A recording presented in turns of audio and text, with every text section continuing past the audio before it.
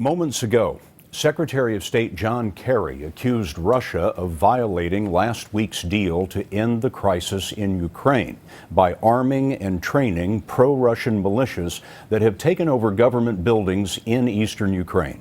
Kerry accused Russian President Vladimir Putin of concocting a fantasy that it is Ukraine that is trying to destabilize the region. Here is what the secretary had to say.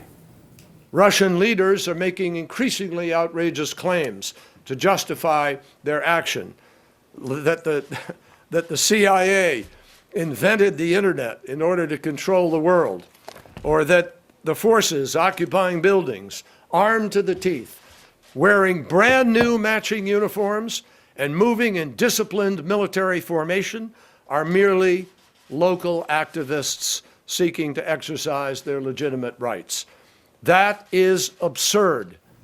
Kerry's remarks followed a new threat from Vladimir Putin, who accused the Ukrainian government of attacking its own people. Putin called that a grave crime. Today, Russian troops began new military exercises along the Ukrainian border. Our correspondent David Martin has learned that U.S. intelligence does not believe that an invasion is imminent. But Holly Williams in Ukraine reports there was violence there today. Pro-Russian separatists built this roadblock on the outskirts of Slavyansk. Today they were attacked by Ukrainian troops determined to take back control. But if this was supposed to be a decisive victory for Ukraine's government, then it failed. Because just hours later, we found the checkpoint back in the hands of the separatists. They'd secured the area and were rebuilding their barricades. Vasily normally works in a supermarket, but now he's fighting in the insurgency. Like the other militants, he's a Russian speaker who claims Ukraine's government discriminates against people here in the east of the country. So what happened here this morning? The government troops came in, stole our food and medicine, and then left again, he told us. They're just hungry soldiers. If Ukraine's security forces can't hold a checkpoint like this one, they could struggle to take back the town of Slavyansk, which is just 3 miles in that direction and a separatist stronghold.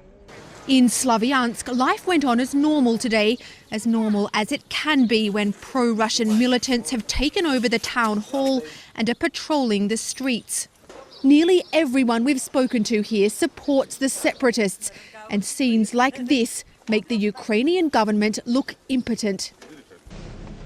On the outskirts of town, we came across government soldiers who had set up their own checkpoint.